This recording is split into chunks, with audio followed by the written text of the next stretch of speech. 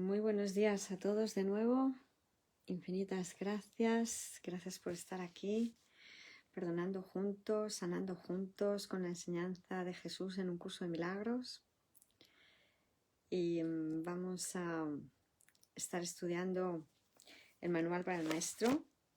Hoy con el punto 5. ¿Cómo se logra la curación? Y vamos a estar viendo también el anexo a un curso de milagros. Y dentro del anexo la primera parte, la psicoterapia, y dentro de el propósito proceso, dentro del proceso vamos a estar viendo el punto 4, el proceso de la enfermedad. Y vamos a ver también el libro de ausencia de felicidad, el capítulo 8, por donde nos quedamos ayer, que fue en la página 248. Pues muchísimas gracias.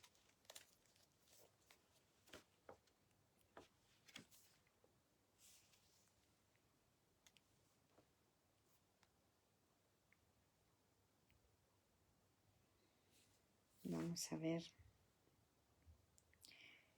porque puede que se me haya ido la página de aquí. Si alguien recuerda por dónde íbamos en el capítulo 8, porque creía que lo había apuntado, pero no lo tengo aquí. Vamos a ver. Si alguien lo recuerda, lo tiene claro, pues que me lo escriba, por favor. No, está aquí. Por la página 240. Por ahí nos habíamos quedado. 5 de febrero para hoy, del 21. Gracias, se me había ido la página, aparentemente. Muchísimas gracias, una bendición compartir. Pues vamos allá con la invocación. Estoy aquí únicamente para ser útil. Estoy aquí en representación de aquel que me envió. No tengo que preocuparme por lo que debo decir ni por lo que debo hacer, pues aquel que me envió me guiará. Me siento satisfecha de estar donde quiera que Él desee, porque sé que Él estará allí conmigo. Sanaré a medida que le permita enseñarme a sanar.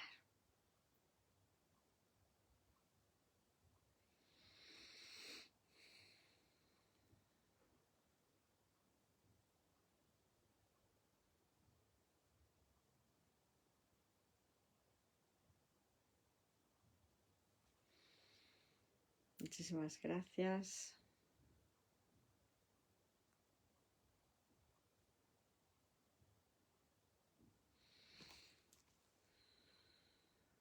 Gracias, amorosos hermanos.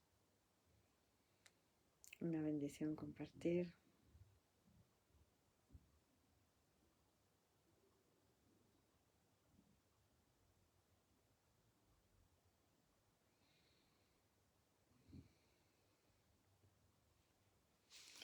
Pues 5. ¿Cómo se logra la curación? 1. Para que la curación pueda tener lugar es necesario que se entienda el propósito de la ilusión de la enfermedad. Sin este entendimiento, la curación es imposible. Primer epígrafe. El propósito de la enfermedad. 1. La curación se logra en el instante en que el enfermo deja de atribuirle valor al dolor. ¿Quién elegiría sufrir a menos que pensase que con ello podría ganar algo y algo que tiene valor para él? Indudablemente, cree que está pagando un precio módico por algo de mayor valor. Pues la enfermedad es una elección. Una decisión. Es la elección de la debilidad, procedente de la equivocada convicción de que es fuerza.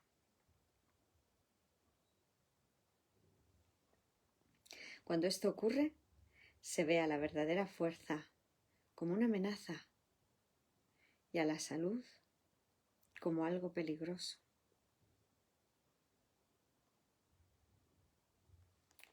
La enfermedad es un método concebido en la locura para sentar al Hijo de Dios en el trono de su Padre.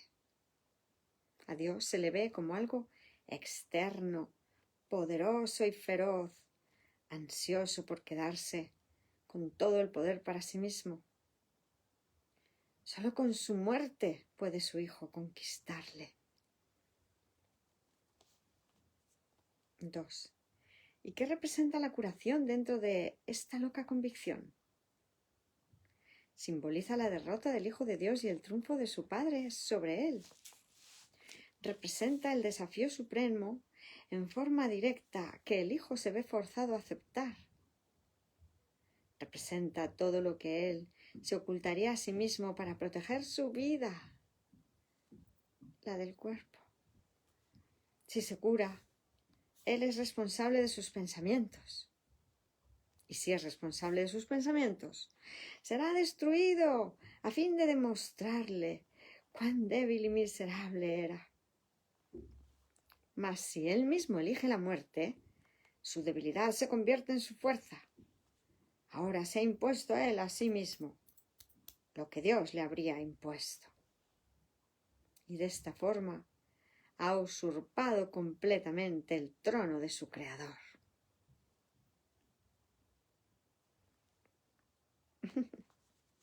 Locos. Estábamos locos. Qué buena noticia que es temporal. Bueno, pues vamos a leer el segundo epígrafe. Un cambio de percepción. 1. La curación es directamente proporcional al grado de reconocimiento alcanzado con respecto a la falta de valor de la enfermedad.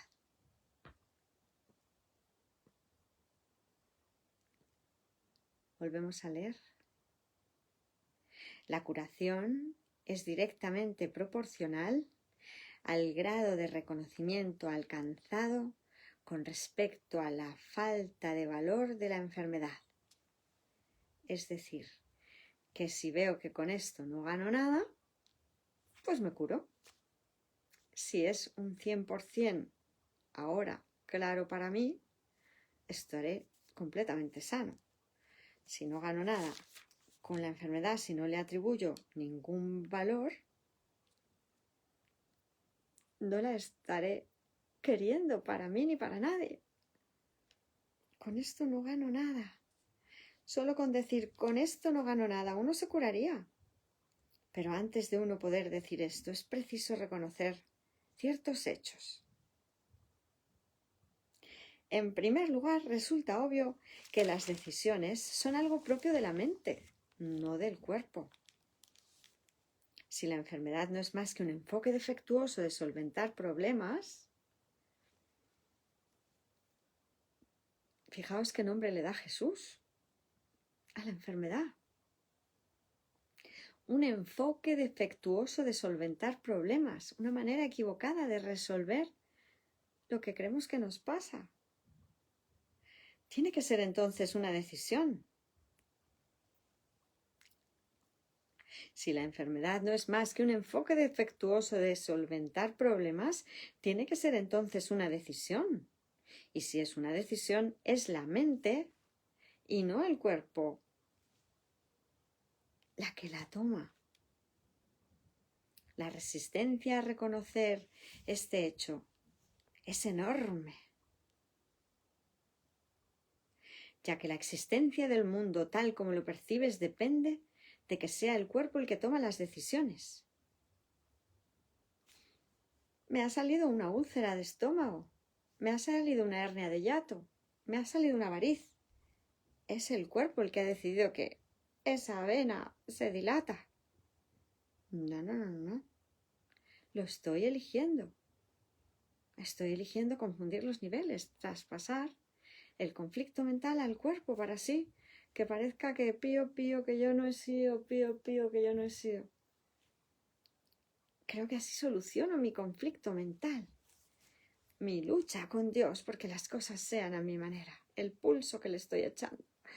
Sí tengo yo razón, sí soy un cuerpo, sí puedo enfermar, sí me deterioro, sí muero, sí cambié, ya no soy tu santo hijo, soy un vil pecador.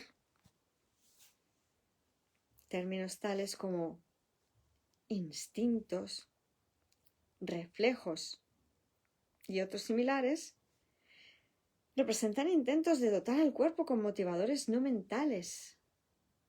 En realidad, tales términos no hacen más que enunciar o describir el problema, pero no lo resuelven. El instinto de supervivencia. Le maté por un instinto de supervivencia.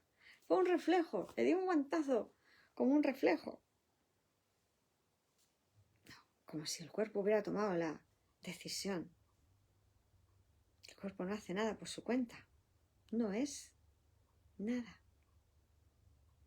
Sin la mente que se lo inventa. 2. La base fundamental de la curación es la aceptación del hecho de que la enfermedad es una decisión que la mente ha tomado a fin de lograr un propósito para el cual se vale del cuerpo. Y esto es cierto con respecto a cualquier clase de curación. El paciente que acepta esto se recupera. Si se decide en contra de la recuperación, no sanará. Fijaos en el efecto placebo, por ejemplo. Cuando se hace un grupo de control, en los grupos sobre los que se investiga el efecto de un medicamento, al grupo de control se les da un placebo, es decir, algo que no tiene efectos de ningún tipo, un agua azucarada, alguna cosa así, o una pastillita que se ha hecho a base de cosas que no tienen aparentemente efectos de por sí. ¿Y qué les pasa a muchos de ellos? Que se curan igual. ¿Por qué? Porque han decidido que cambian una ilusión de enfermedad por una de salud, porque ha llegado su momento, porque están diciendo confío en que esto que me tomo me va a curar. Le doto de poderes mágicos y me sano. Cambio una ilusión de enfermedad por una de salud. Si se decide en contra de la recuperación, no sanará, no, a mí seguro que me han puesto en el grupo de control y no me están dando nada, pues no sano. Yo todavía creo que tengo que seguir enfermo, que mi enfermedad sea incurable. Ay, no, será mi única manera de que me presten atención. Por ejemplo. ¿Quién es el médico entonces? La mente del propio paciente. El resultado acabará siendo el que él decida. Agentes especiales parecen atenderle. Sin embargo, no hacen otra cosa que dar forma a su elección. Los escoge con vistas a darle forma tangible a sus deseos. Y eso es lo único que hacen. Doctor, ¿qué me pasa? Doctor, me duele aquí, me duele allá. ¿Qué tengo? ¿Tiene usted? En realidad, no son necesarios en absoluto. El paciente podría sencillamente levantarse sin su ayuda y decir, no tengo ninguna necesidad de esto. No tengo ninguna necesidad de esto.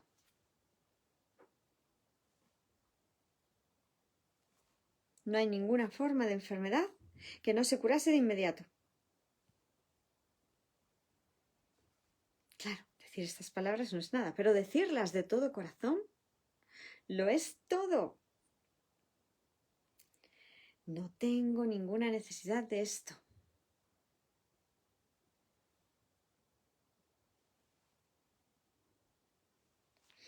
Gracias, Maestro Jesús. Gracias, Maestros amorosos, Maestros todos. maestros de Dios. 3. ¿Qué es lo único que se necesita para que este cambio de percepción tenga lugar? Simplemente esto, el reconocimiento de que la enfermedad es algo propio de la mente y de que no tiene nada que ver con el cuerpo. ¿Qué te cuesta este reconocimiento? ¿Te cuesta el mundo que ves? Pues ya nunca más te parecerá que es el mundo el que gobierna la mente. Con este reconocimiento se le atribuye la responsabilidad a quien verdaderamente la tiene, no al mundo, sino a aquel que contempla el mundo y lo ve como no es. Pues ve únicamente lo que elige ver, ni más ni menos. El mundo no hace nada, pero él pensaba que le hacía algo. Él tampoco le hace nada al mundo, ya que estaba equivocado con respecto a lo que el mundo era. En esto radica tu liberación de la culpabilidad y de la enfermedad, pues ambas son una misma cosa, culpabilidad y enfermedad. Sin embargo, para aceptar esta liberación, la insignificancia del cuerpo tiene que ser una idea aceptable.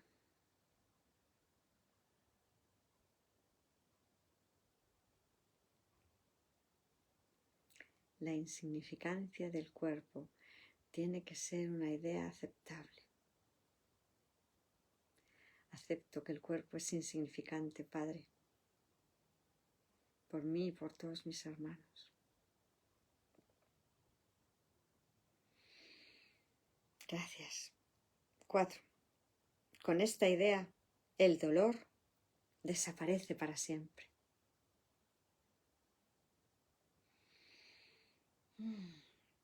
Pero con esta idea desaparece también cualquier confusión acerca de la creación. ¿Cómo podría ser de otra manera? Basta con poner causa y efecto en su verdadera secuencia con respecto a algo para que el aprendizaje se generalice y transforme al mundo. El valor de la transferencia de una idea verdadera no tiene límites ni final. El resultado final de esta lección es el recuerdo de Dios. ¿Qué significado tiene ahora la culpabilidad, la enfermedad, el dolor, los desastres y todos los sufrimientos? Al no tener ningún propósito, no pueden sino desaparecer. Y con ellos desaparecen también todos los efectos que parecían tener. Son ideas, hermanos, pensamientos, que al no invertir en ellos no producen ningún efecto en el mundo de los efectos, de las formas. Con ellos desaparecen también todos los efectos que parecían tener. Causa y efecto no son sino una réplica de la creación. Vistos en su verdadera perspectiva, sin distorsiones y sin miedo, restablecen el cielo. Claro que sí, muchísimas gracias. Santa Maika, no somos un cuerpo, somos libres. Le he entregado al Espíritu Santo y a Dios la ilusión del bicho porque estoy cansada que cada vez que hablo con mis tías me hablen de eso. Pensé, de alguna manera, le estoy dando credibilidad a la enfermedad. Espíritu Santo, porfa, Ailda, ayúdame a ver esto de otra manera. Claro que sí, cariño, criatura divina, ser celestial, hermoso y perfecto. Vamos a ver, nuestro papel aquí en este mundo es ser obradores de milagros. Y Dios sabe los encuentros santos que tenemos que tener.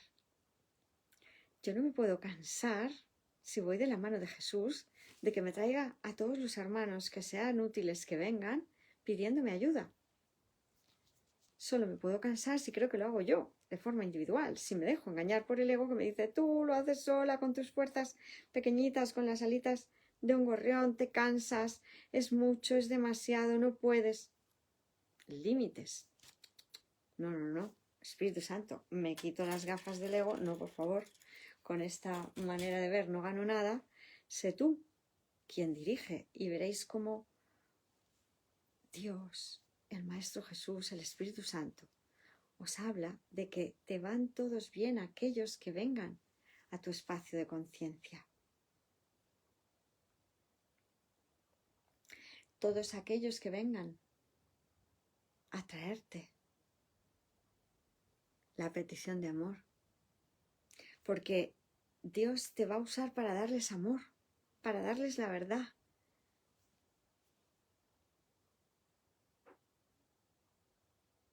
Y me va a encantar ayudar. Estar ahí para que vean que no pasa nada, hay otra manera de ver esto. Ser la voz de Dios aquí. Somos sus emisarios, sus mensajeros.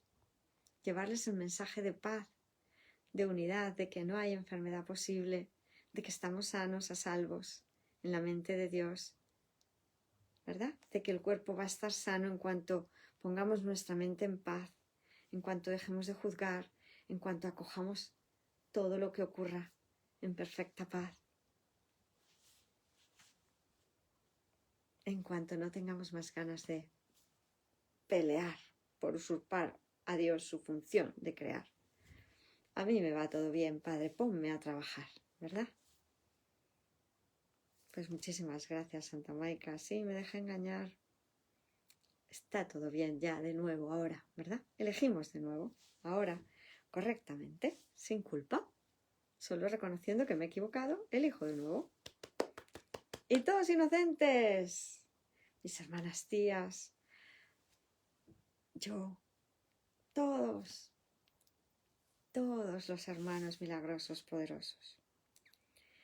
Y vemos el epígrafe 3, la función del Maestro de Dios. Estamos leyendo el manual para el Maestro, el punto 5, ¿cómo se logra la curación? Y hemos visto el primero, el propósito de la enfermedad, el segundo, un cambio de percepción, y vamos a ver ahora el tercero, la función del Maestro de Dios. 1. Si el paciente tiene que cambiar de mentalidad para poderse curar, ¿qué puede hacer el Maestro de Dios? ¿Puede cambiar la mentalidad del paciente por él? Desde luego que no. Para aquellos que están dispuestos, que ya están dispuestos a cambiar de mentalidad, la función del Maestro de Dios no es otra que la de regocijarse con ellos, pues se han convertido en maestros de Dios junto con Él. Con aquellos que no entienden lo que es la curación, no obstante, tiene una función más específica. Estos pacientes no se dan cuenta de que ellos mismos han elegido la enfermedad. Por el contrario, creen que la enfermedad los ha elegido a ellos. No tienen tampoco una mentalidad abierta al respecto. El cuerpo les dice lo que tienen que hacer y ellos obedecen. No tienen idea de cuán demente es este concepto.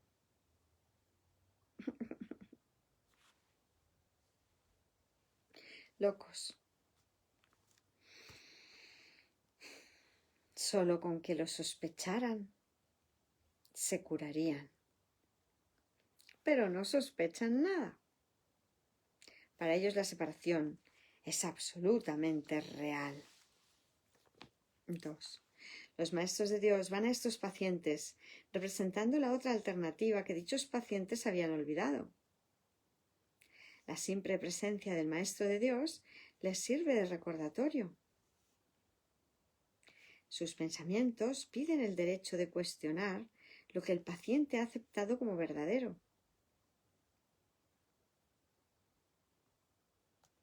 En cuanto que mensajeros de Dios, los maestros de Dios son los símbolos de la salvación.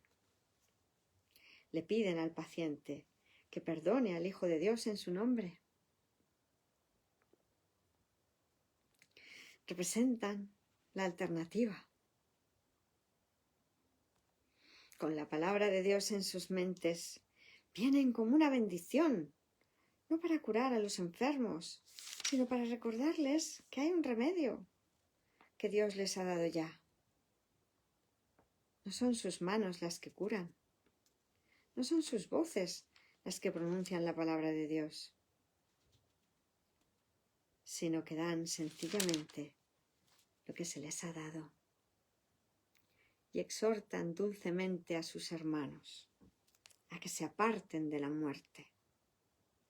He aquí, Hijo de Dios, lo que la vida te puede ofrecer. ¿Prefieres elegir la enfermedad en su lugar? 3. Los maestros de Dios avanzados no toman en consideración ni por un instante las formas de enfermedad en las que sus hermanos creen. Hacerlo sería olvidar que todas ellas tienen el mismo propósito y que por lo tanto no son en modo alguno diferentes. Los maestros de Dios tratan de oír la voz de Dios en ese hermano que se engaña a sí mismo hasta el punto de creer que el Hijo de Dios puede sufrir. Y le recuerdan que Él no se hizo a sí mismo y que aún es tal como Dios lo creó. Los maestros de Dios reconocen que las ilusiones no pueden tener efectos.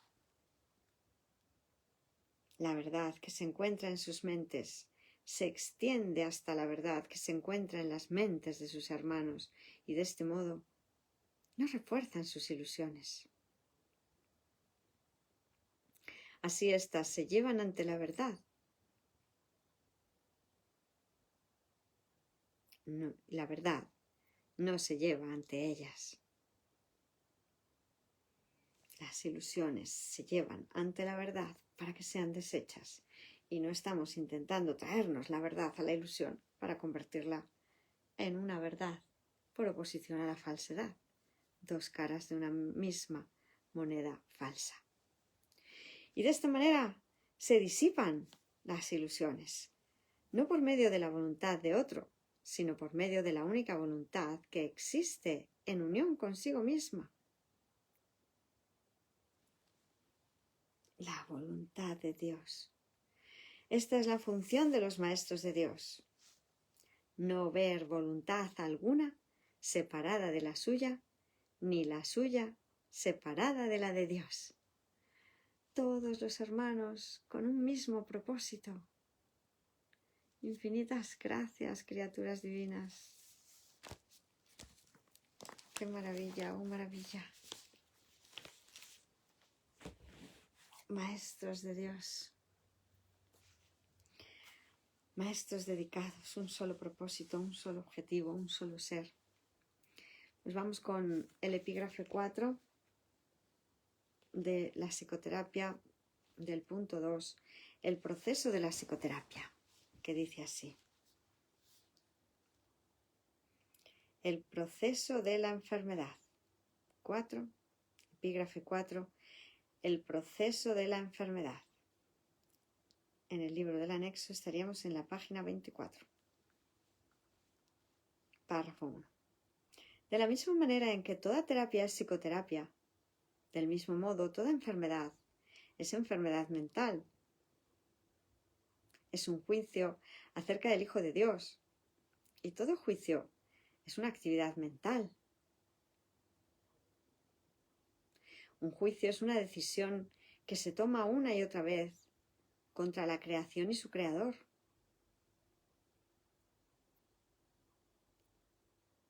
Es la decisión de percibir el universo como tú lo habrías creado.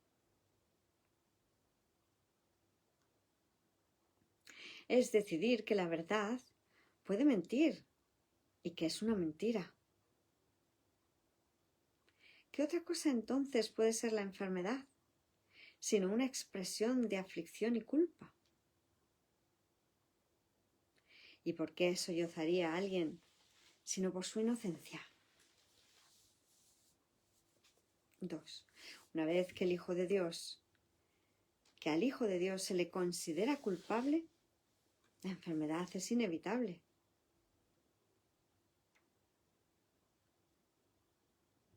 Eso es lo que ha pedido. Y por ende es lo que recibirá. Todos los que piden enfermedad se han condenado a sí mismos a buscar remedios que no los pueden ayudar, pues han depositado su fe en la enfermedad y no en la salvación. Y si estoy enfermo, es porque creo que gano más estando enfermo que saludable, que me puedo defender ante mi perfecta invulnerabilidad. La enfermedad es una defensa contra la verdad. No hay nada que un cambio de mentalidad no pueda hacer. ¡Qué buena noticia! Pues todas las cosas externas no son sino sombras de una decisión ya tomada. Si se cambia de decisión, ¿cómo podría la sombra no cambiar? ¡Yupi! La enfermedad no es más que la sombra de la culpa, grotesca y fea, puesto que imita la deformidad. Si una deformidad se ve como real, ¿cómo podría su sombra no ser deforme? 3. Una vez que se ha decidido que la culpa es real, el descenso al infierno sigue paso a paso su inevitable trayectoria. La enfermedad, la muerte y la miseria fustigan ahora la tierra en implacables oleadas, a veces simultáneamente y otras en siniestra sucesión. Todas estas cosas, no obstante, por muy reales que puedan parecer, no son reales, son solo ilusiones. ¿Quién podría tener fe en ellas una vez que ha entendido esto? ¿Y quién podría no tener fe en ellas hasta que lo entienda? La curación es terapia o corrección. Y como ya hemos dicho y volveremos a repetir, toda terapia es psicoterapia. Curar al enfermo no es sino ofrecerle este entendimiento. No hemos hecho nada, estamos a salvo, somos inocentes. 4. La palabra cura ha caído en desprestigio entre los terapeutas más respetables del mundo, y con toda razón, pues ninguno de ellos puede curar y ninguno de ellos entiende lo que es la curación. En el peor de los casos, le otorga realidad al cuerpo en sus propias mentes. Y una vez que ha hecho esto, apelan a la magia para curar los males con los que las mentes dotaron al cuerpo. ¿Cómo podría ese proceso curar? Es ridículo de principio a fin. Mas una vez comenzado, del mismo modo ha de concluir. Es como si Dios fuese el diablo y fuera necesario encontrarle en el mal. ¿Cómo podría haber amor ahí? ¿Y cómo podría lo enfermo, si fuese real, curar? ¿No son acaso estas dos preguntas una y la misma? ¿Cómo podría haber amor ahí? ¿Y cómo podría lo enfermo curar? 5. En el mejor de los casos es posible que los sanadores del mundo, y el término sanadores tal vez sea cuestionable aquí, lleguen a reconocer que la mente es la fuente de la enfermedad. Eso en el mejor de los casos. Pero su error estriba en la creencia de que la mente puede sanarse a sí misma. Esto tiene algún mérito en un mundo donde el concepto de grados de error tiene sentido. No obstante, sus curas siguen siendo provisionales. O bien puede surgir otra enfermedad, pues mientras no se comprenda el significado del amor, la muerte no se ha superado. ¿Y quién podría comprenderlo sin la palabra de Dios que Él dio al Espíritu Santo para que fuese su regalo para ti? Párrafo 6.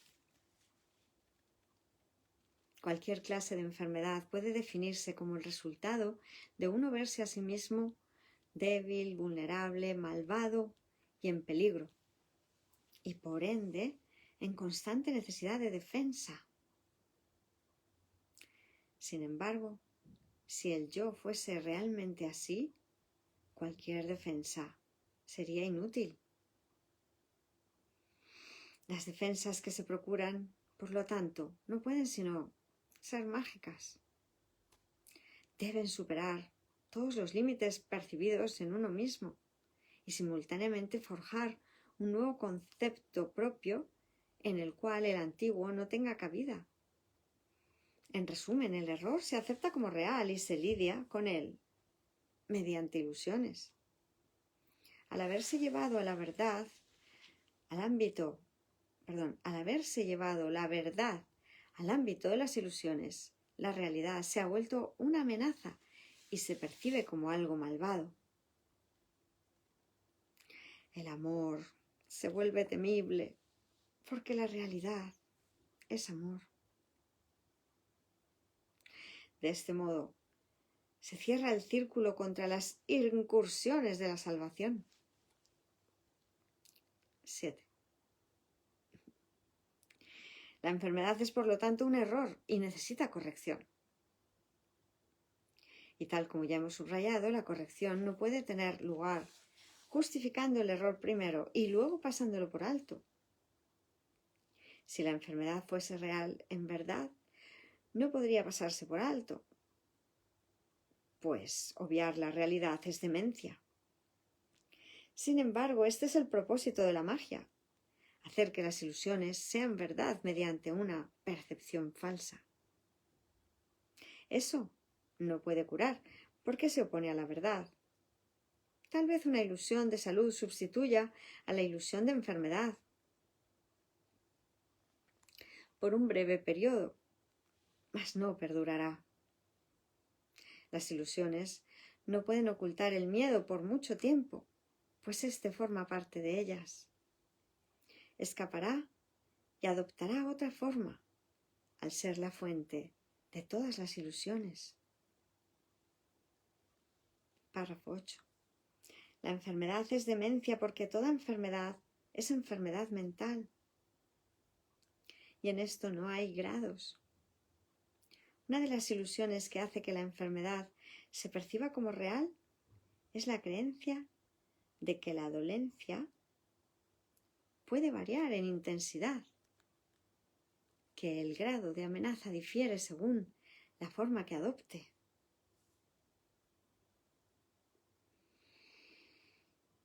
Repetimos la frase. Una de las ilusiones que hace que la enfermedad se perciba como real es la creencia de que la dolencia puede variar en intensidad, que el grado de amenaza difiere según la forma que adopte. En esto radica la base de todos los errores, pues todos ellos no son más que intentos de transigir al ver solo una pequeña parte del infierno. Esto es una burla tan ajena a Dios que por siempre ha de ser inconcebible. Pero los dementes lo creen porque están locos.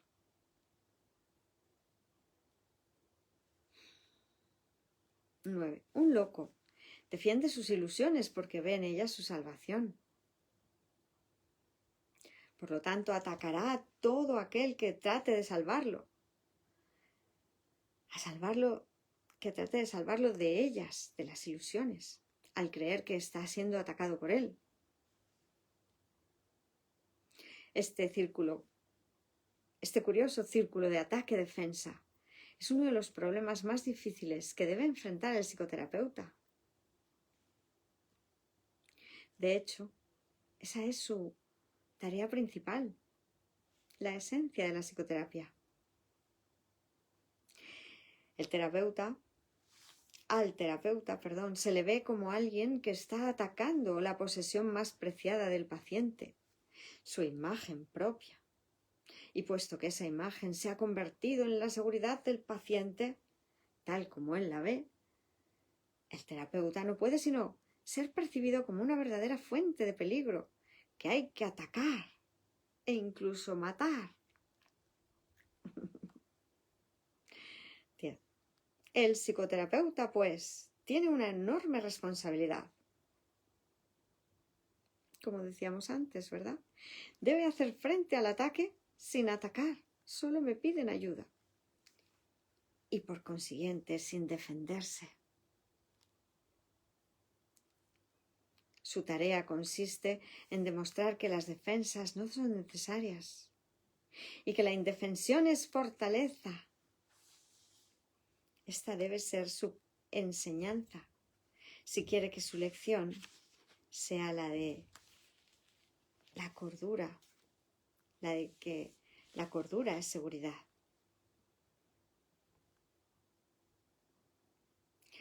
No puede hacerse suficiente hincapié en el hecho de que el demente cree que la cordura es una amenaza. Este es el corolario del pecado original. La creencia de que la culpa es real y de que está plenamente justificada.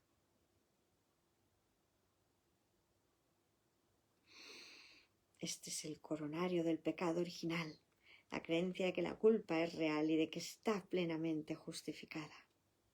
Por lo tanto, la función del psicoterapeuta consiste en enseñar que la culpa, al ser irreal, no tiene justificación ni ofrece seguridad alguna. Por consiguiente, siempre será indeseable, además de irreal. Párrafo 11. Esta única doctrina de la salvación es la meta de toda terapia, pues alivia la mente de la insensata carga de culpa que tan fatigosamente arrastra. Y de este modo la curación se logra. No se cura el cuerpo, simplemente se reconoce como lo que es. Si se percibe correctamente, se puede entender su propósito.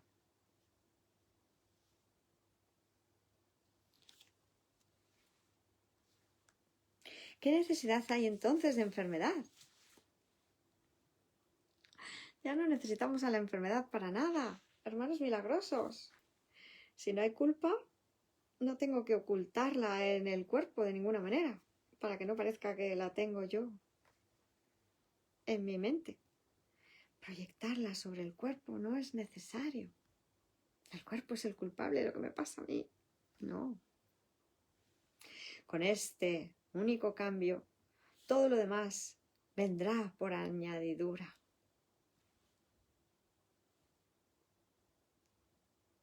No hay necesidad de complicados cambios. No hay necesidad de largos análisis, ni de discusiones o búsquedas fatigosas. La verdad es simple. Al ser una y la misma para todos. No hay grados de dificultad en los milagros. No hay ninguno que sea más difícil o más grande que otro.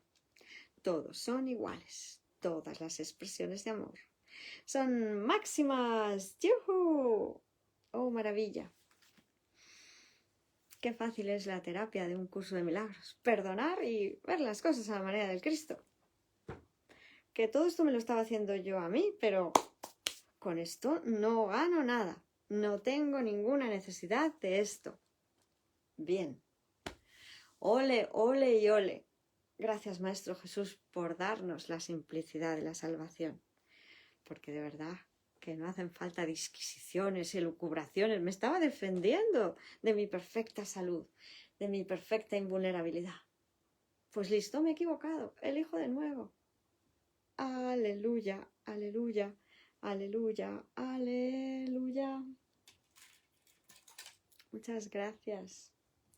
Pues vamos a seguir leyendo con el libro de Ausencia de Felicidad, la redacción del curso de milagros, las primeras semanas, la escritura de un curso de milagros, las primeras semanas.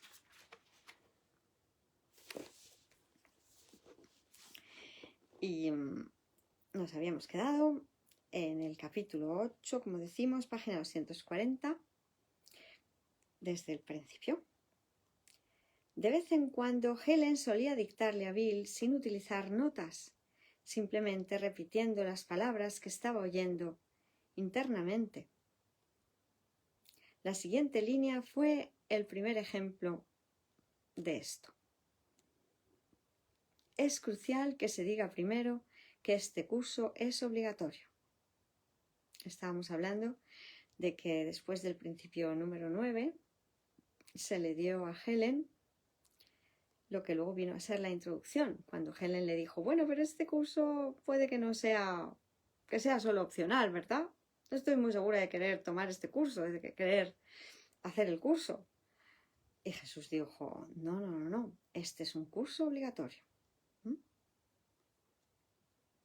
Y por eso se le dice que quiere una introducción, pues que ponga esto en la introducción. Es crucial que se diga primero que este curso es obligatorio. Lo único que es opcional es cuándo decides tomarlo. Por eso podemos demorarnos, pero nada más. Tomarlo lo vamos a tener que tomar. Aprender a perdonar vamos a tener que aprender a hacerlo, porque es aprender a cambiar de mentalidad.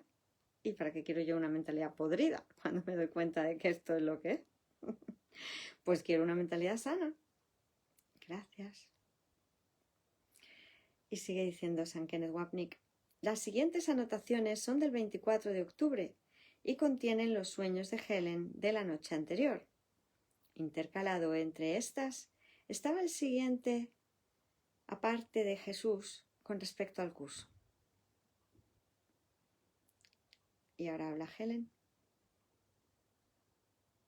Ciertamente, la forma en que se transmite el curso es bastante inusitada, pero como dice Bill, esto lo dice Jesús entonces en primera persona, ciertamente la forma en que se transmite el curso es bastante inusitada, pero como dice Bill, tú no eres la mujer norteamericana promedio, lo cual es simplemente un hecho.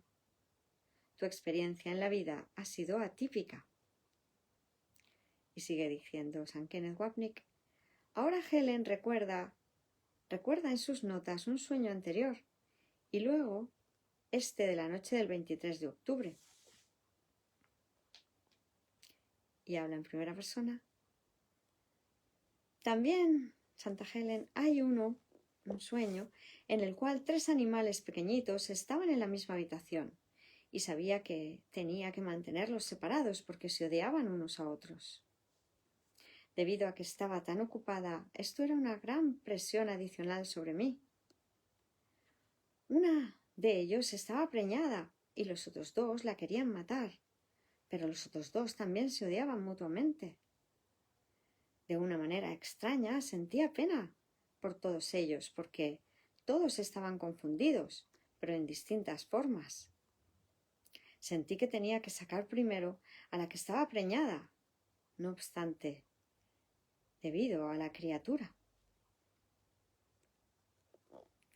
Repito la frase, sentí que tenía que sacar primero a la que estaba preñada, no obstante, debido a la criatura. Pensé que esto presentaba un adelanto sobre el sueño recurrente que tuve durante años en torno a animales que morían de hambre, y yo me sentía apenada a veces y otras veces trataba desesperadamente de ayudarles. A veces también dándome cuenta de que yo los había hecho morir de hambre y sintiéndome muy culpable, pero jamás los salvaba. Y sigue hablando San Kenneth Wapnick. Ciertamente, este sí parece ser un sueño importante, pues el mismo refleja el compromiso interno de Helen de permitir que la amorosa ayuda de Jesús se extendiese a través de ella. En este sentido, el sueño representa la misma decisión interna reflejada en la secuencia de la cueva, en la cual Helen elige no utilizar el poder de su mente para lucro personal. La promesa de Helen de regar las plantas que crecían en el desierto refleja la misma decisión. En un nivel, el regar las plantas simboliza el que Helen nutriese su decisión de regresar a su función. Mas, en otro nivel también, puede entenderse que simboliza la nutrición de las personas que creen habitar el mundo material, el cual es el desierto. Una experiencia simbólica posterior en la cual Helen ayuda a una estrella de mar herida, presentada en la parte 3, también refleja esta decisión de ayudar. Hubo un sueño adicional esa misma noche en la cual se expresa el tema de interés de Helen por ayudar a otros. Y ahora habla Helen. El último sueño era sobre un niño en el programa CDP, una unidad de investigación infantil de la cual Helen era consultora. Parecía que yo examinaba los protocolos del niño y sospechaba algún tipo de diagnóstico o problema algo oscuro. Yo rehusaba declararlo públicamente debido a que se trataba de un asunto médico y pensaba que Gates, el psiquiatra a la cabeza del proyecto, no estaría de acuerdo. Pero sentía una responsabilidad hacia el niño y llamé a su médico en relación con esto. Recibí una carta de respuesta diciéndome que el médico se sentía muy agradecido y que la vida del niño se había salvado y que la información era muy necesaria. Jesús prosiguió entonces: cuando digas, si quieres que lo haga, lo haré, por favor añade, y si no lo quieres, no lo haré. Este es el uso correcto de la inhibición. Tiene que haber algún control sobre el aprendizaje para fines de canalización. Recuerda que la inhibición retroactiva, un término aplicable a la teoría del aprendizaje, la cual debe ser bastante fácil para ti.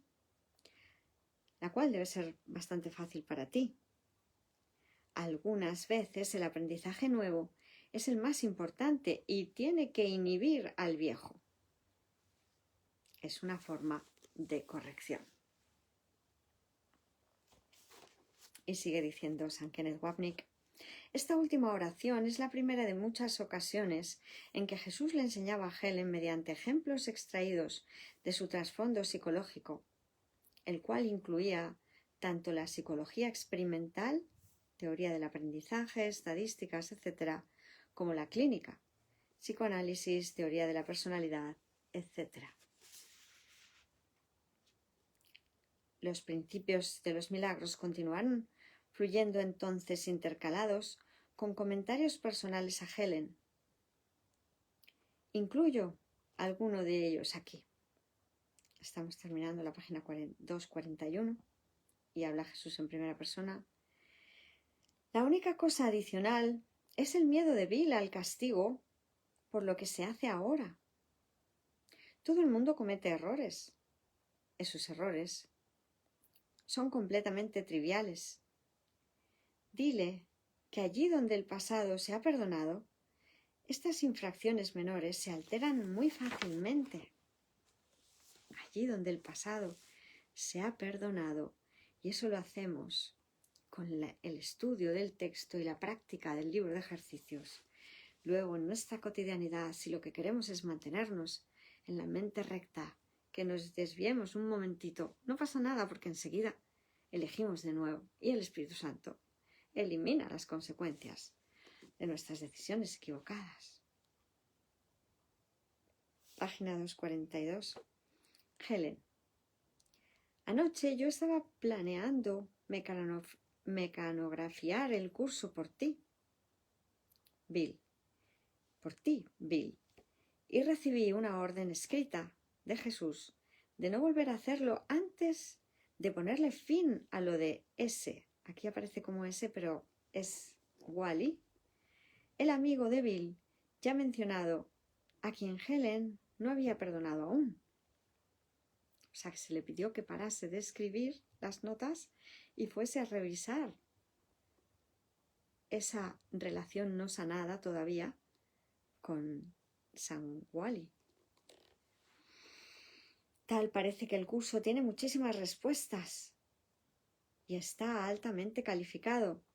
Pero como tú dices siempre, tienes que conocer cuáles son las preguntas primero. Esta mañana, en efecto, pedí ayuda en el caso de Wally.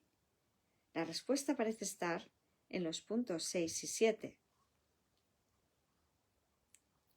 Todo el mundo tiene derecho a los milagros, pero antes es necesaria una purificación. Es el 7.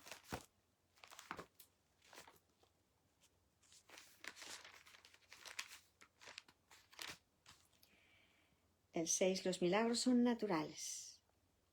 Cuando no ocurren es que algo anda mal. Algo estaba andando mal porque no estaba viendo milagrosamente a San Wally. Y el 7, como hemos dicho, todo el mundo tiene derecho a los milagros, pero antes es necesaria una purificación.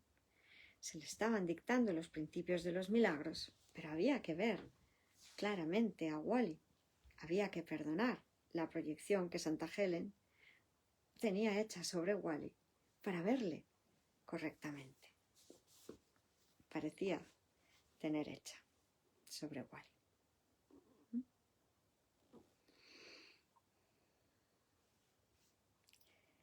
Es por eso por lo que él me dio el cáliz, por lo que Jesús, dice Santa Helen, me dio el cáliz para Wally. Le pertenece a él, pero no puede encontrarlo. Se ayudan juntos. Aquellos que se nos pone a caminar juntos es para que nos veamos correctamente. Y al yo darle el cáliz de la expiación, al darle de beber al hermano del perdón, de esa otra manera de ver, al querer compartirlo con el hermano al que antes venía a condenar, mi relación se convierte en santa. El lugar más santo de la tierra es aquel donde un antiguo odio se ha convertido en un amor presente. Y sigue diciendo San Kenneth Wapnick, presento el importante simbolismo del cáliz en el capítulo 9. Entonces Jesús le impartió instrucciones especiales a Helen. Jesús habla en primera persona. Las notas en torno a este curso deben tomarse únicamente bajo condiciones de aprendizaje adecuadas y deben repasarse. Helen. Iba a escribir rehusarse. Jesús. Lo mismo aplica a los periodos de repaso. Te diré cuándo, pero recuerda preguntar. Y sigue diciendo San Kenneth Wapnick. En lo que respecta al punto 16, de que es tan bienaventurado dar como recibir, Jesús la exhortó. Ten mucho cuidado al interpretar esto, porque además primero se había escrito es más bienaventurado dar que recibir, y luego se corrige y se pone los milagros brindan tanto amor como al que da, tanto al que da como al que recibe, ¿verdad? Y sigue diciendo San Kenneth Wapnick. Luego siguieron algunos mensajes personales extensos. Voy a dejar aquí el libro abierto por si hay que leer alguno más.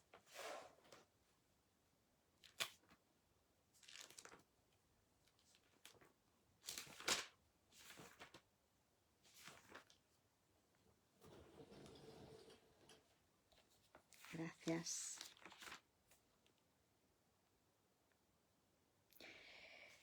Y leo el 16 tal como viene. Los milagros son recursos de enseñanza para demostrar que dar es tan bienaventurado como recibir. Aumentan la fortaleza del que da y simultáneamente le dan fortaleza al que recibe. Luego siguieron algunos mensajes personales extensos. El primero de estos contrasta las dinámicas del ego de Helen y Bill y es uno de muchos mensajes de esta naturaleza.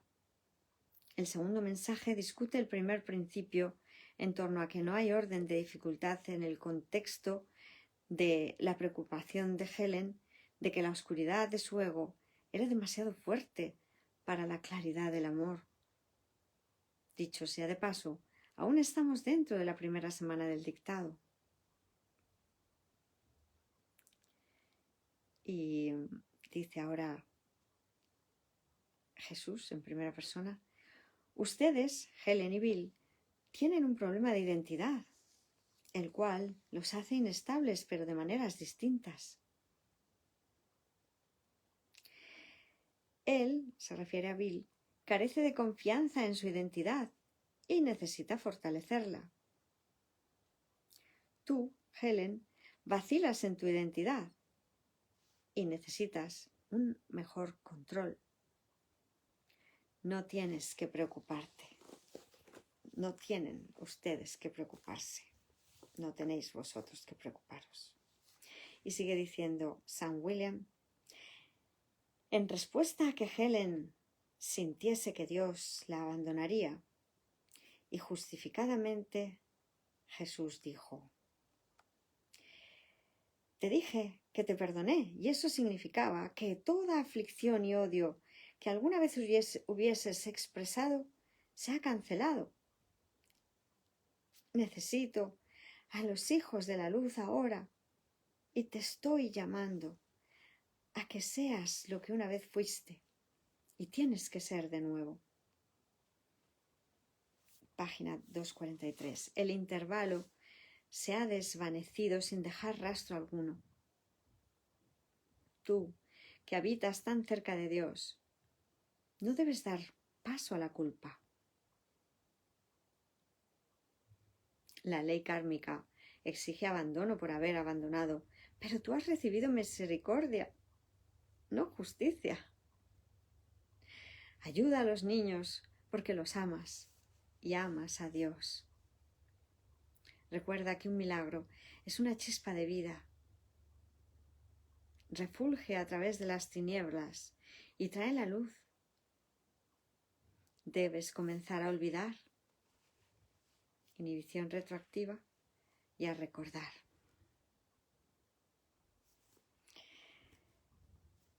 Este es un punto privado solo para ti, no es parte del curso.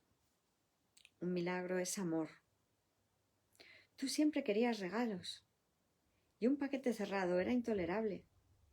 Por favor, ábrelo.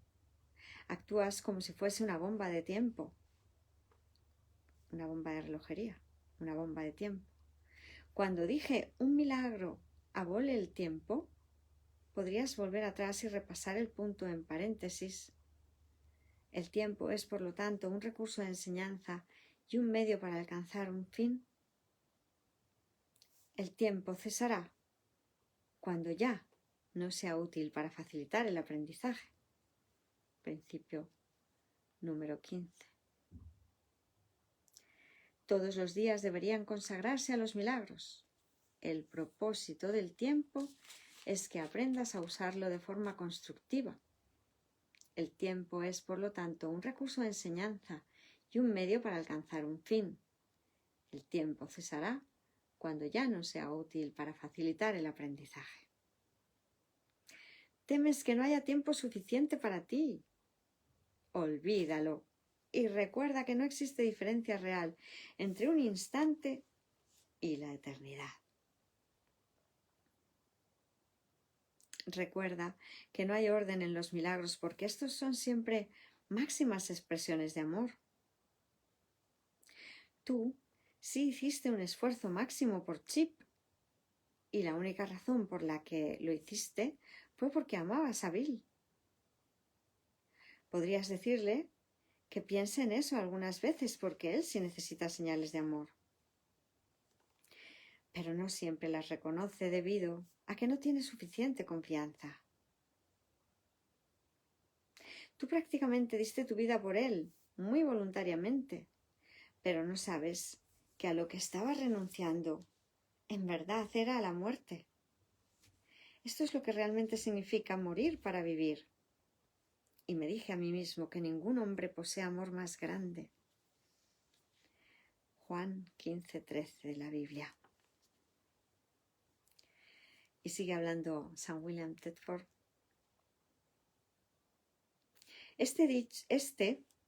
Dicho sea de paso, fue el primero de muchos ejemplos donde Jesús se refiere en el dictado a aseveraciones atribuidas a él en la Biblia.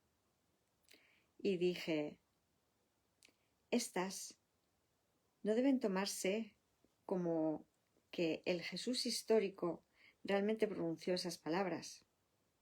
Sin embargo, puesto que Helen creía que Jesús sí emitió esas aseveraciones, las citas bíblicas se convirtieron en un punto de referencia conveniente para reforzar o ilustrar algo que Jesús le estaba enseñando en el momento. Jesús retorna entonces a su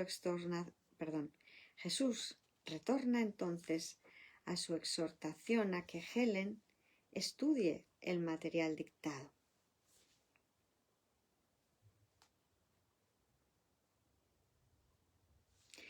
Vamos a hacer una mención a lo que acabamos de leer de San Kenneth Wapnick,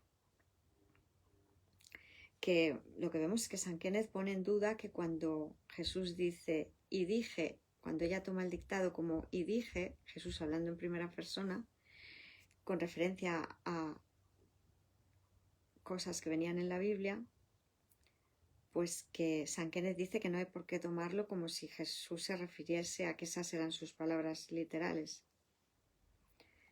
Nosotros vemos que lo que viene en el texto está así establecido igualmente, por lo tanto no nos viene que haya que ponerlo en duda, que fuera Jesús hablando en primera persona. Ahí queda, y ya cada uno que lo entienda como crea conveniente. Pues decimos lo mismo que acabamos de repetir, repetimos lo que acabamos de decir. Jesús retorna entonces a su exhortación a que Helen estudie el material dictado. Y habla Jesús en primera persona. Repasa tus notas de ayer de que tu identificación es fuerte pero errática, y es por eso por lo que tienes tanta fuerza de voluntad, pero la utilizas equivocadamente en ocasiones. Bill tenía razón acerca del uso equivocado de cuando estabas enferma, y era una señal de voluntad. Página 244. Voluntad sobrehumana totalmente mal dirigida. Tu cuerpo no la necesita, pero tu espíritu, es decir, la mente, sí. Y yo también la necesito. El propósito de este curso es la integración. Te dije que no podrías utilizarlo correctamente hasta que lo hayas tomado, hasta que lo hayas completado. Mientras tu identificación vacile y la de Bill sea débil, no podrás aceptar el don que te pertenece. Bueno, no quiere decir, he dicho completado, pero podría ser hasta que lo hayas aceptado, porque no tiene por qué llegarse al final de la redacción del curso para que Santa Helen y San William se estuvieran beneficiando de ello. Aquí más bien sería hasta que lo hayas tomado para ti, hasta que lo aceptes como que es para ti y te lo apliques, ¿no? Aún estás vacilando entre reconocer el don o tirarlo. Bill se considera a sí mismo demasiado débil para aceptarlo. Tú no conoces aún su poder sanador. Después que hayas pasado el curso, lo aceptarás y lo retendrás y lo utilizarás. Ese es el examen final, el cual pasarás sin dificultad alguna. Las calificaciones trimestrales no se anotan en el registro permanente. Y sigue hablando San Kenneth Wapnick. Esta última aseveración debe ser un estímulo para todos los estudiantes de un curso de milagros o de cualquier camino espiritual a tales efectos. Solo necesitamos hacer lo mejor que podamos ahora. Al final, y el desenlace es tan seguro como Dios, tema 4.258, como veremos dentro de poco, los errores a lo largo del viaje simplemente desaparecerán. Capítulo 4.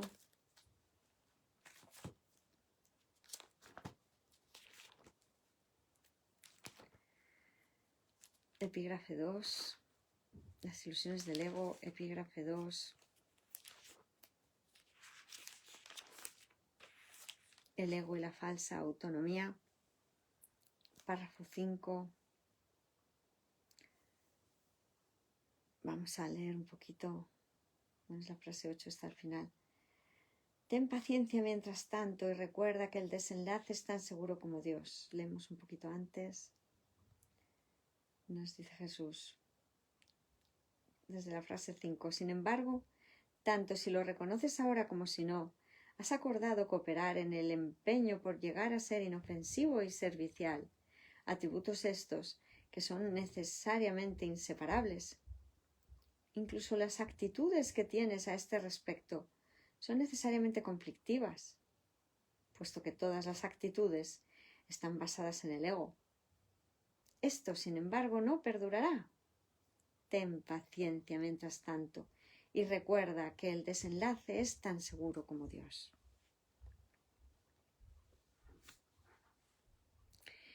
Y sigue diciendo San Kenneth Wapnick, la próxima fecha anotada para las notas del 28 de octubre y los principios 17 y 18... La próxima fecha anotada para las notas es el 28 de octubre. Y los principios 17 y 18 fueron dictados, seguidos por esta alusión a las bienamadas matemáticas de Helen. Los principios 17 y 18 son: los milagros trascienden el cuerpo, son cambios súbitos al dominio de lo invisible, más allá del nivel corporal. Por eso es por lo que curan. 18. El milagro es un servicio, es el máximo servicio que le puedes prestar a otro.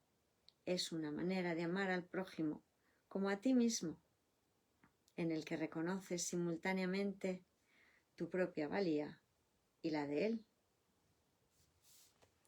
Y ahora viene la alusión a las bien amadas matemáticas de Helen. Hablando Jesús en primera persona, es por eso por lo que no puedes mantener esa situación con Wally.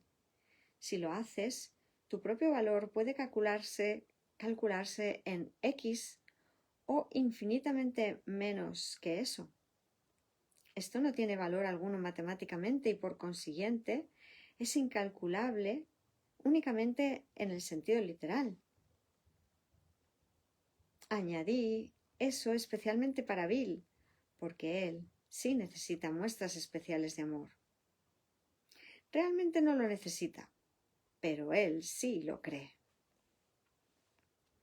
Y sigue diciendo San Kenneth Wapnick, he eliminado parte del material personal para Helen y Bill, después del cual siguió este mensaje de Jesús para Bill. Y asegúrate de decirle que sí lo besé en la frente y que lo estoy besando nuevamente ahora. Él va muy bien y le estoy profundamente agradecido por sus esfuerzos. En efecto, necesito ayuda con este curso. Y escribe ahora San Kenneth Wapnick, Jesús siempre insistía en que Bill supiera cuánto él lo amaba. Como discutiremos de nuevo más adelante, los innumerables retruécanos eran una expresión de ese amor. Este no es el lugar para un examen detallado de la libreta de Helen. Sin embargo, afirmo de nuevo que para ilustrar la naturaleza íntimamente personal de la relación de Helen con Jesús, sin mencionar su amoroso interés y atención para con ella y para con Bill, página 245, presento estos extractos de parte del material personal. Además cito de algunas de las correcciones que Jesús le había hecho a Helen para aclarar algunos de los puntos que su ansiedad inicial había opacado.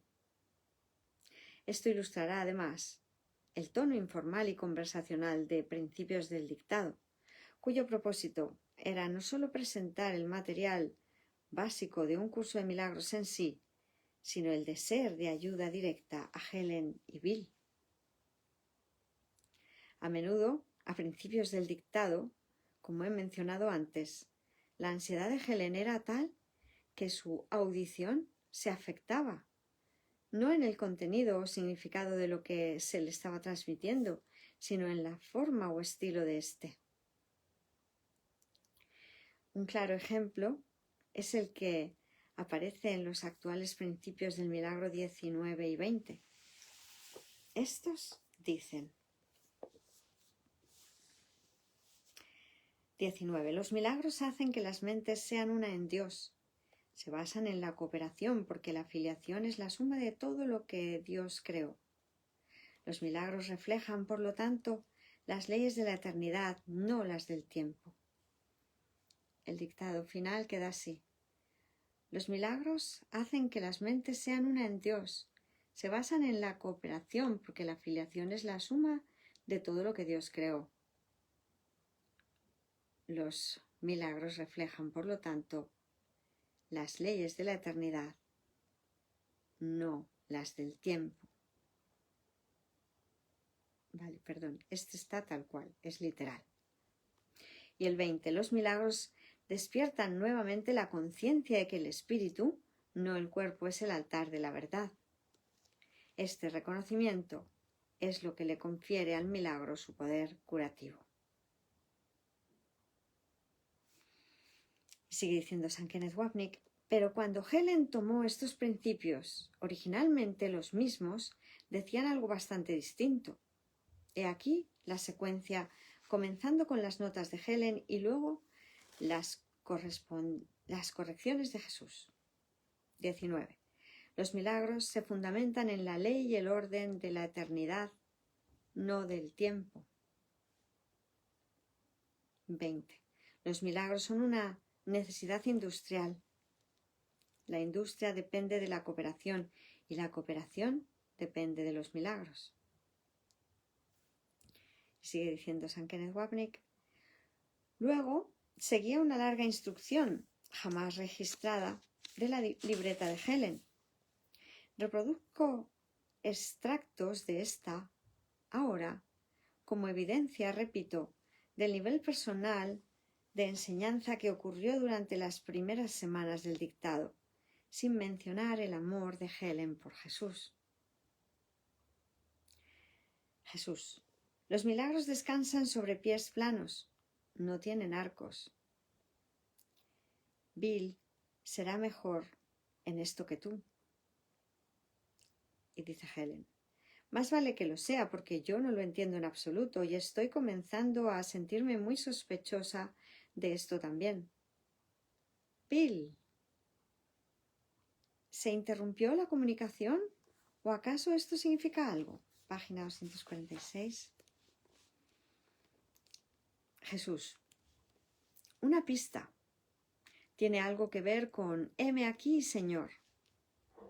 Bill sabe.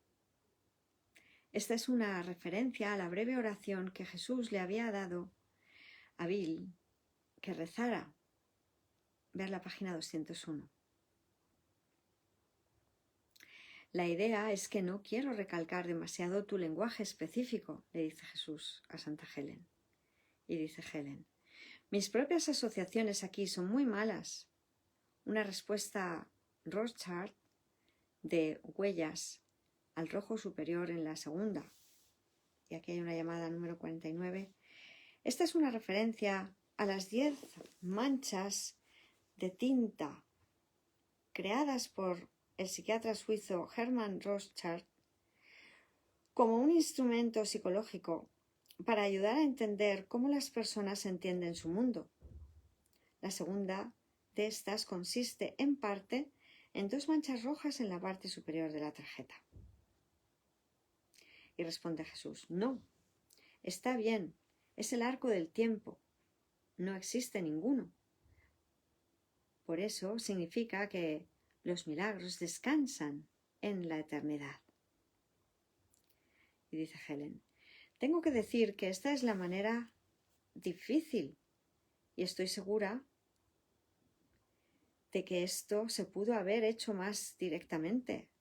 No veo por qué deba recibir un mensaje en forma que me lleve a no entender y a tener que entrar en un coma mental para entenderlo. Y dice Jesús: Tú has estado diciéndolo desde el principio. Ni siquiera te has molestado en mirar los otros principios que están muy claramente expresados. Yo solo pensé en dictarte este principio en tal forma que no pudieses pasarlo por alto. Es un ejemplo del efecto de choque, tan útil a veces para enseñar a los estudiantes que no escuchan. Obliga a poner atención. Y recuerda darle las gracias a Bill de mi parte por su apoyo incondicional. Lo necesito, porque tú no quieres oír nada. Pero no te preocupes, los tres lo lograremos. No estamos nada cerca del final. A propósito, tú eres un ejemplo del punto sobre la cooperación. Y no subestimes tu cooperación tampoco.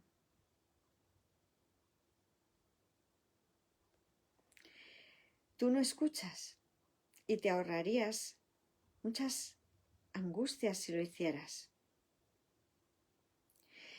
Pero si lograste que Chip superase sus percepciones equivocadas con respecto a Wally, pero sí, es en afirmación, pero sí lograste que Chip superase sus percepciones equivocadas de Wally con una integridad muy encomiable. Y dice Helen. Así que le dije, un poco tímida de pronto y muy sorprendida, ¿quieres decir que tú crees que soy amable? Y prorrumpí en llanto. Y él, y aquí hay una llamada número 50, regularmente Helen escribía con letra mayúscula los pronombres relacionados con Jesús, hasta que posteriormente él le indicó que utilizara letra minúscula.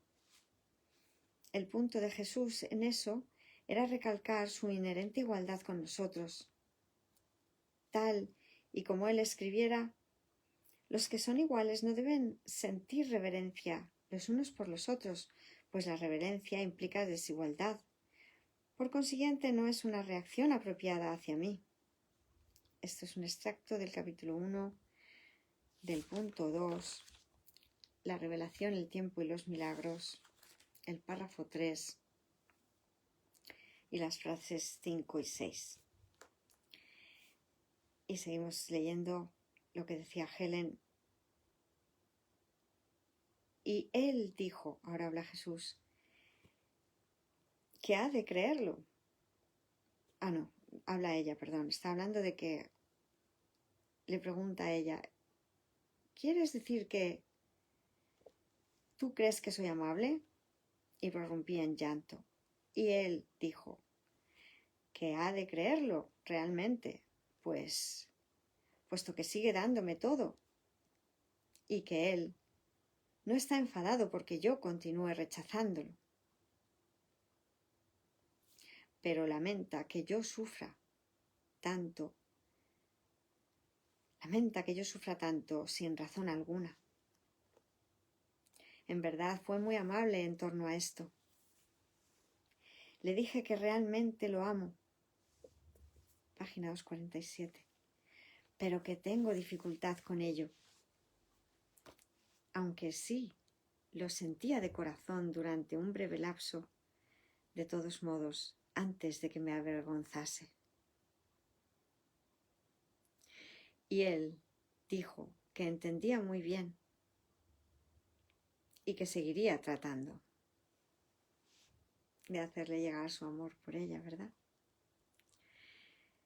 Y nos pregunta desde Miracle, ¿está leyendo el manual de la edición de St. Robert Perry? No, estoy leyendo el libro de Ausencia de Felicidad, que está leyendo partes tomadas de las notas directamente. Del manuscrito original, las notas. ¿De acuerdo?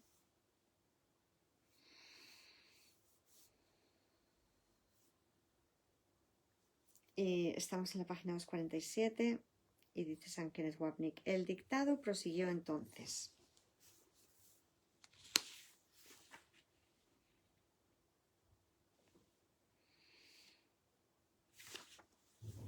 Los milagros son telarañas de hierro.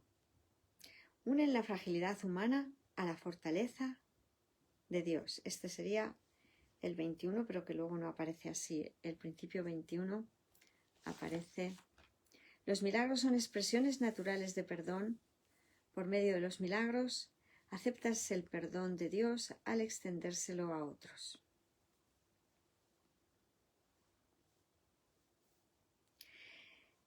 Y sigue diciendo San Kenneth Wapnick, Helen consideró cambiar hierro por acero, pero se le dijo, Jesús, no, acero no sería una palabra mejor. El acero es muy útil, pero tiene que ser templado por el fuego. El hierro es la materia prima.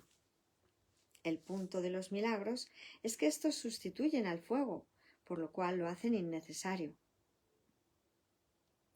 Y dice San Kenneth Wapnick, poco tiempo después el principio fue corregido. Otra porción de las libretas, omitida del texto publicado, prosiguió y se presenta aquí.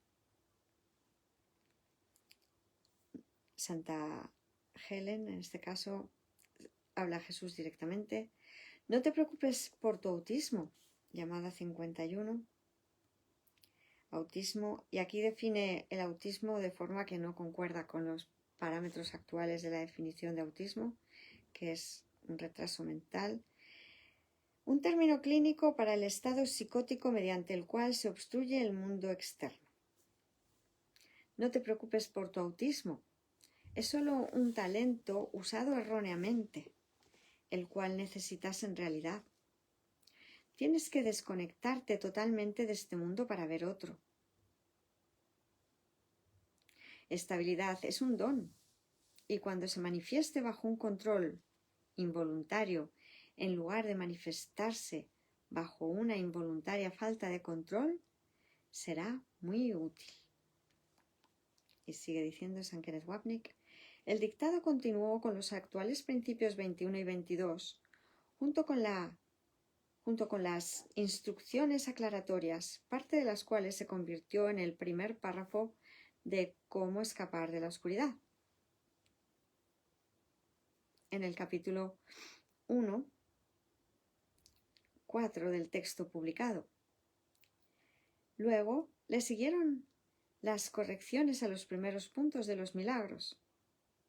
El orden exacto de las 2 o 3 páginas siguientes es problemático, puesto que el orden de las libretas no coincide con el manuscrito mecanografiado. He unido las diferentes partes del dictado lo mejor que he podido. La parte a la que se ha referido, que sería la aclaración del principio 22, los milagros se asocian con el miedo debido únicamente... Bueno, leemos primero el 21. Los milagros son expresiones naturales de perdón por medio, que ya lo habíamos leído. Sí. El 21 lo hemos leído. Sí. Leemos el 22. Los milagros se asocian con el miedo debido únicamente a la creencia de que la oscuridad tiene la capacidad de ocultar. Crees que lo que no puedes ver con los ojos del cuerpo no existe. Esta creencia te lleva a negar la visión espiritual. Y esto corresponde con el punto número 4. ¿Cómo escapar de la oscuridad? 1. Escapar de la oscuridad comprende 2 etapas. Primera, el reconocimiento de que la oscuridad no puede ocultar nada.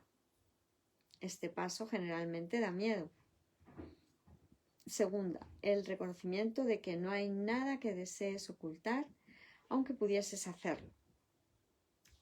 Este paso te libera del miedo.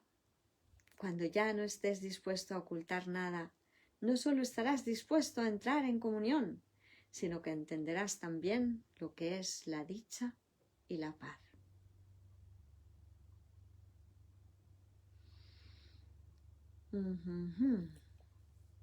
Bueno, pues lo dejamos ahí. Para mayor profundización en este punto, ayer empezamos haciendo una aclaración extensa.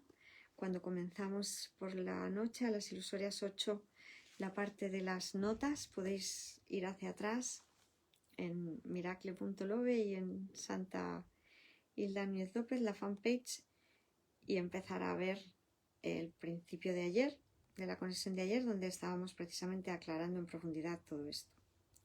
Gracias. Y sigue diciendo, entonces, ahora habla Jesús. Corrige el punto ahora 20, acerca de las telarañas de hierro. El punto 20, el principio 20, sería: los milagros despiertan nuevamente la conciencia de que el espíritu, no el cuerpo, es el altar de la verdad.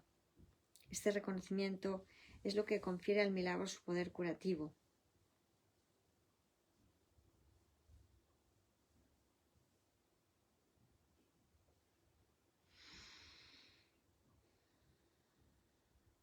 Aunque en realidad también se está refiriendo al 19.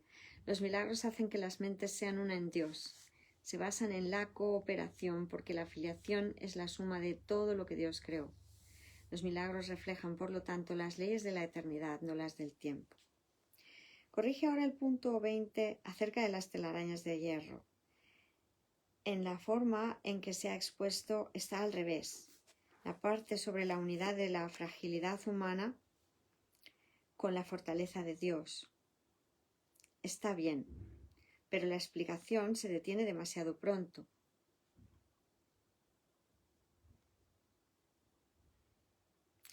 Si el hierro es la materia prima, las telarañas no se pueden convertir en hierro. Eso es solo la forma aparente, debido a que las telarañas se asocian con la fragilidad y el hierro con la fortaleza. Si te fijas cuidadosamente en el fraseo, verás, página 248, que está invertido. Un punto, ya te dije que los milagros invierten las leyes o el orden físico.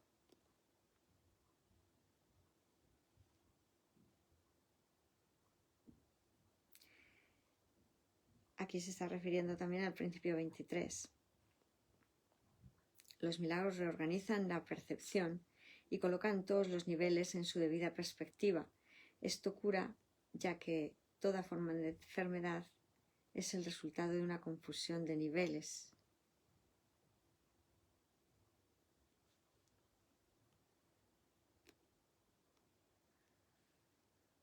La materia prima o el hierro es pesado pero burdo y representa al cuerpo, el cual es una creación burda.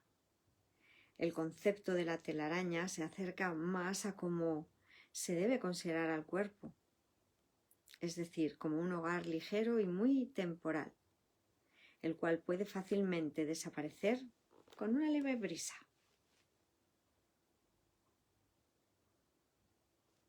Y dice Helen, corregido de acuerdo con las instrucciones. Y dice Jesús, el punto debe decir, un milagro despierta nuevamente la conciencia de que el espíritu, no el cuerpo, es el altar de la verdad.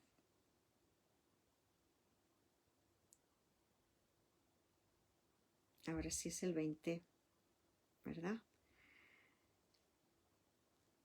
Un milagro despierta nuevamente la conciencia de que el espíritu, no el cuerpo, es el altar de la verdad.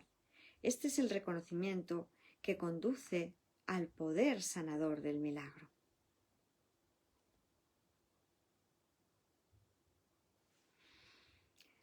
Luego se dictó el principio del milagro 23, nos dice San Kenneth Wapnick, seguido de una explicación adicional del error de la escritura.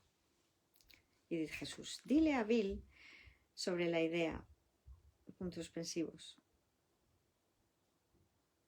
Bueno, vamos a leer primero el principio 23, como hemos dicho. Los milagros reorganizan la percepción y colocan todos los niveles en su debida perspectiva. Esto cura, ya que toda enfermedad es el resultado de una confusión de niveles. Jesús, dile a Bill sobre la idea, Helen, aún confusa para mí. Jesús, que la razón no es que ustedes, plural, duden o se distancien, llamada 52, una defensa psicológica característica por permanecer alejado de los pensamientos que se consideran nocivos, o que no puedan creer, repito la frase, que la razón de que ustedes duden o se distancien o que no puedan creer, repito la frase de nuevo. Dile a Bill sobre la idea, que es confusa para mí, que la razón no es que ustedes duden o se distancien o que no puedan creer. Es más bien una formación reactiva, formación reactiva, llamada 53. Una defensa psicológica caracterizada por el reaccionar en una forma opuesta a lo que realmente se está sintiendo inconscientemente. Esta dinámica era de particular prominencia en Helen, como lo explica Jesús.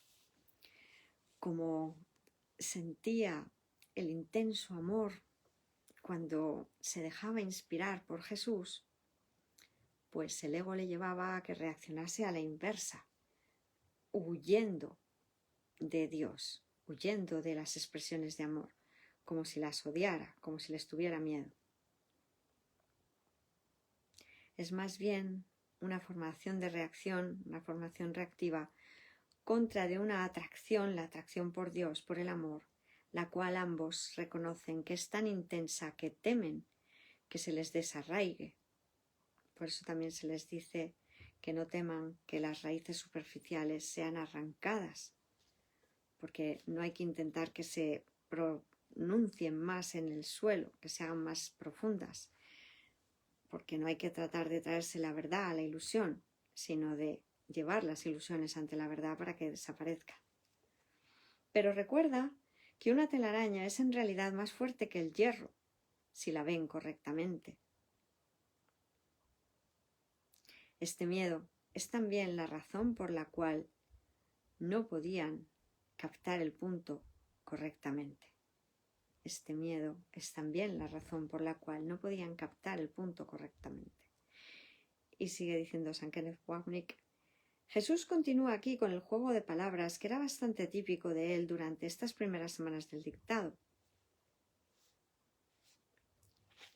Jesús en primera persona. A propósito, no es cierto que ustedes dos sean solo escribas.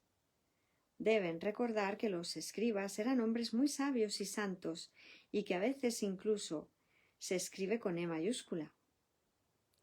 Si quieren ir más allá, podrían incluso cambiar solo de meramente a honrados, un término que se usa en la Biblia asociado con el poder. Dile a Bill que no podrías hacer ese retruécano si el fraseo original hubiese sido en singular. Bueno, pues lo vamos a dejar aquí, hermanos milagrosos. Empezaremos con la página 249. Hoy es viernes, será el lunes. El lunes, hoy es 5, 6, 7, el 8, lunes 8 de febrero del 2021, inexistente. Pues muchísimas gracias a todos, un honor compartir, gracias, bendiciones. Estaremos esta ilusoria tarde-noche a las 8 de la tarde, 8 p.m., hora española, con las notas de nuevo, y estamos en torno a esta parte, o sea que nos viene muy al pelo. Muchísimas gracias, bendiciones, todo el amor.